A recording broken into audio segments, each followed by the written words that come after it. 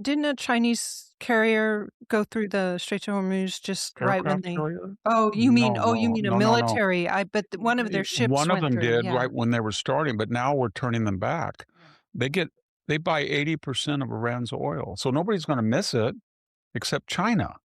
So basically what the United States is doing is saying, we're gonna control the strait, and we're gonna let anybody who wants to do business with Saudi Arabia, Kuwait, Iraq, but not Iran. And Iran's island, Karg Island, where almost 90% of its oil is.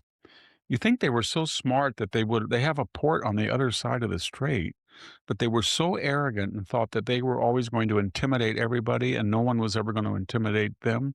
They never did what Oman, the Emirates did, and put a port that was a sizable, they have one, but a sizable port in front of the strait, and then had a big pipeline, and they could have got around it because it would have been harder to police in the open uh, outside the Gulf. So basically, now where we are is Iran is quickly going broke. It's going to implode. The population is restive, and we're in the driver's seat.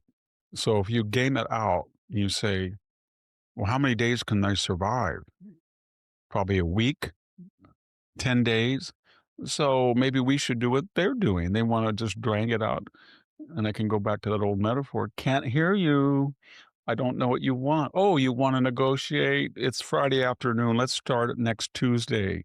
Oh, you want to go to Pakistan? Oh, it's too far. Let's go to Saudi Arabia. You could do that all day long.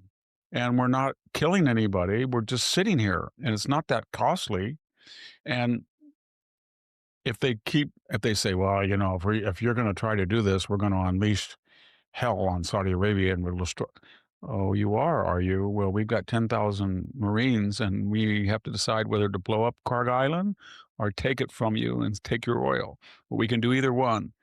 So they're in a rough spot. Then there's another dimension, two more dimensions that nobody talks about. So they got this population that's restive, and all this is coming out. They don't have internet, but the word's getting out that they're broke. And the population is thinking, do I really want to spend $500 billion and build more tunnels and more missiles and drones and give it to all these Arab terrorists? No. And they justified their reputation and their oppression of our 93 million people on one thing. Well, you may hate us. This was the subtext, but we are the terror of the Middle East. Everybody's afraid of us. The United States doesn't dare go in here. 47 years we've killed Americans with impunity. We've got proxies in Syria. We got proxies in Iraq. We got proxies in Yemen. We got proxies in Gaza. We got proxies in Lebanon. We have a ring of fire. Everybody's afraid. The Europeans come begging and they make these little deals on the side that nobody talks about. Well, we'll let you in the Gulf and you can buy, we won't harass you, but we don't want any support for Israel. So that's what they were thinking. And now what? The people are going to say, you incompetent buffoons. You told us that we didn't like you, but at least everybody was scared of us. And now we're the laughing stock of the Middle East. The Israelis are laughing at us. The Gulf states know that we're nothing. Even the Europeans now say that they want to open the strait after the United States has opened it. Let us in, please. We want to get credit. I'm Macron. This is the Napoleonic fleet. As soon as you take all of the heavy lifting, and maybe you guys Americans can go home and turn over this prize to us. And so the people are going to get very, very angry. They're going to say, I don't want you spending any money on Arab terrorists or any more money on your stupid missiles and nuclear program. I want to eat, and you're stealing our money. And you know what? You we're not feared anymore. We're laughed at. So I think that this, as I said earlier, the Berlin Wall fell, and then some of the Eastern European countries were free within a month, some 3 or 4 months, and the Soviet Union took 2 years. But it was all predestined once the Berlin Wall fell because they saw what was going on. The Germans couldn't stop it. So I think if we don't give away the prize, because now what the left is going to do, European and American, they're going to say, "Oh my gosh, this thing we didn't anticipate this. He's flipped the whole narrative. If if he bankrupts Iran and they come crawling on their knees to negotiate, or if the people rise up, we could lose the midterms. He could have a big foreign policy success. It would change the entire world." And with Venezuela and maybe Cuba next, and then the economy coming back and all this oil money, the US is this is bad, so we've gotta stop it. So they'll do everything they can to stop it.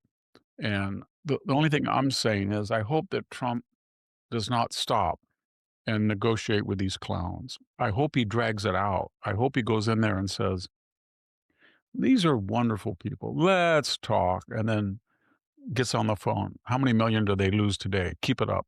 Keep it up." And then at some point, they're gonna implode. Because if you let them off the hook and you say, "Well, you can't have any nuclear weaponization for 20 years," you're gonna get Gavin Newsom or Kamala Harris or Pete Buttigieg as president one day, and he's gonna say, "Oh, I feel so bad what we did. Will you take my apology?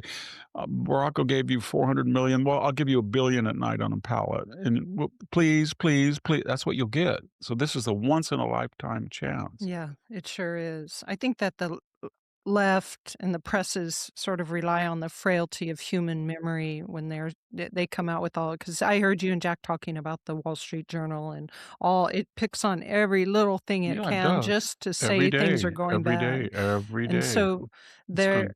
The columnists have even got in on it, who were superb. I don't know what's happened. They've lost the narrative. I don't understand why then Wall Street, do they understand that they're gonna lose all their credibility with their conservative audience if they keep this gloom and doom and everything's so terrible as this Iranian monstrosity may just implode? The editorial board has been good in the sense that they said to Trump not to negotiate. But the news section is the one they're all, as I said earlier, they're ex-Politico, Atlantic, Washington Post, uh, New York Times reporters. And I don't know why they can't get people out of that circle that are empirical.